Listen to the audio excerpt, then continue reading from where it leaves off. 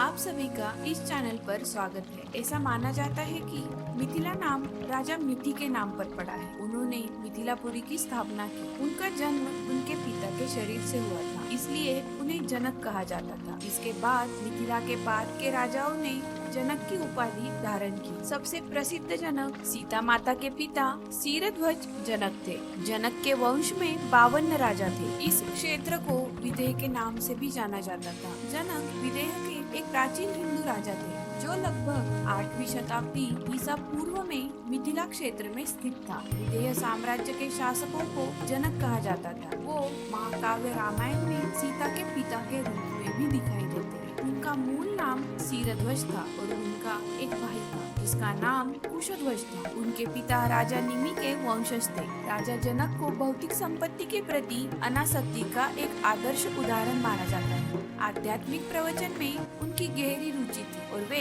स्वयं को सांसारिक मोह माया से मुक्त मानते थे। अष्टावक्र और सुलभा जैसे ऋषियों और साधकों के साथ उनकी बातचीत प्राचीन ग्रंथों में दर्ज है। माता सीता को पिता जनक के नाम से ही जानकी कहा जाने लगा। नेपाल में जनकपुर शहर का नाम उनके और उनकी बेटी सीता के नाम पर रखा गया है। विदेह या मिथिला साम्राज्य ऐतिहासिक रूप से गंडकी नदी के पूर्व, महानंदा नदी के पश्चिम, गंगा नदी के उत्तर और हिमालय के दक्षिण के बीच स्थित है।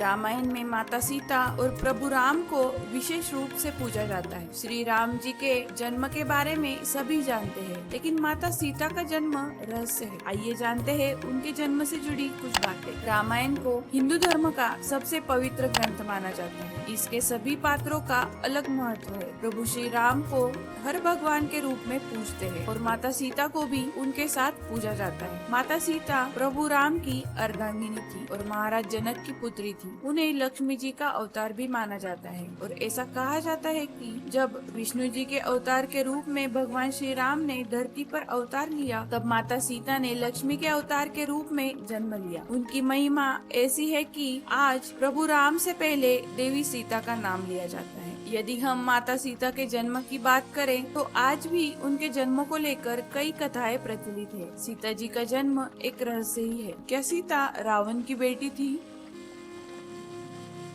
पौराणिक कथाओं के अनुसार माता सीता भगवान जनक को जमीन के नीचे मिली थी। महर्षि वाल्मीकि जी की रामायण के अनुसार राजा जनक के समय में एक बार मिथिला राज्य में अकाल पड़ गया। ऋषियों ने राजा जनक से यज्ञ का आयोजन करने के लिए कहा, जिससे वर्षा हो और उनका कष्ट दूर हो। यज्ञ की समाप्ति के अवसर पर राजा जनक अपने हाथों से हल लेकर खेत जाते हैं। तभी उनके हल का नुकीला भाग, जिसे सीत कहते हैं, किसी कठोर चीज से टकराया और हल वही अटक गया। जब उस स्थान खुदाई हुई तब एक कलश मिला जिसमें एक सुंदर कन्या थी। राजा जनक ने उस कन्या को कलश से बाहर निकाला और उसे अपनी पुत्री के रूप में स्वीकार किया। जनक की पत्नी उस समय निसंतान थी, इसलिए बेटी को पाकर वो अत्यंत प्रसन्न हुई। चूँकि हल के उस हिस्से से टकराकर माता सीता मिली थी, जिसे सीत कहा जाता है, इसलिए ही उनका नाम सीता रखा गया। वही जनक पुत्री के रूप में उन्हें जानकी कहा गया। कई विद्वानों का मानना है कि सीता और रावण के बीच पिता पुत्री का संबंध था, परंतु रामायण के सबसे प्रथम वाल्मीकि रामायण में इसका कोई प्रमाण नहीं।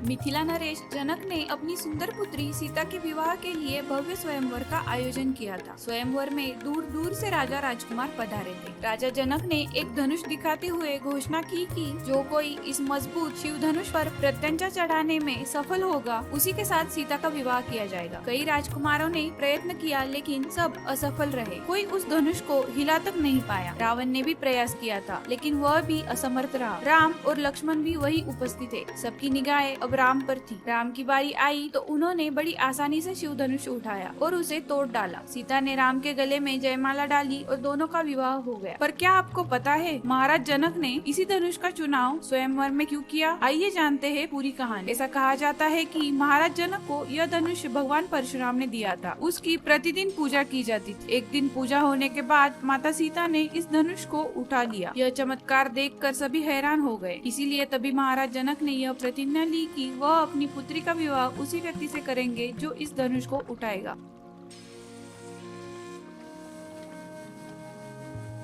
रानी कैकेयी ने राम, लक्ष्मण और सीता को वल्कल वस्त्र दी। राम ने राजसी वस्त्र उतार तपस्वी के वस्त्र पहने। सीता को तपस्वी के वेश में देखना सबसे अधिक दुखदायी था। राम, लक्ष्मण, सीता ने अयोध्या छोड़ दी। अयोध्या के प्रजाजन उनके रथ के पीछे दौड़ पड़े। राजा दशरथ जी उनके पीछे भागे, लेकिन कुछ ही देर में वे अचेत होकर गिर पड़े। वे तमसम नदी के तट पर पहुँचे तो उन्होंने रात्रि विश्राम करने का निश्चय किया। प्रजाजन भी थक गए थे, इसलिए जल्दी ही सब सो गए। राम जी ने अपने सारथी सुमंत से कहा, प्रजाजनों के जागने से पहले वो उन्हें जंगल में छोड़ आए। उन्होंने अपनी यात्रा फिर से शुरू कर दी और गंगा तट पर पहुंच गए। वहाँ उनका सामना निषाद से हुआ। उन्होंने राम जी से उनका अतिथि बनने का अनुरोध किया। राम ने विनम्रता से जवाब दिया कि वे अब सन्यासी का जीवन जीने वाले हैं, इसलिए वे किसी भी तरह की सुख सुविधा स्वीकार नहीं कर सकते। राम ने सुमंत से अयोध्या लौट जाने को कहा। सुमंत ने उन्हीं के साथ चलने का अनुरोध किया, लेकिन राम जी ने उसे वापस जाने और राजा की सेवा करने को कहा।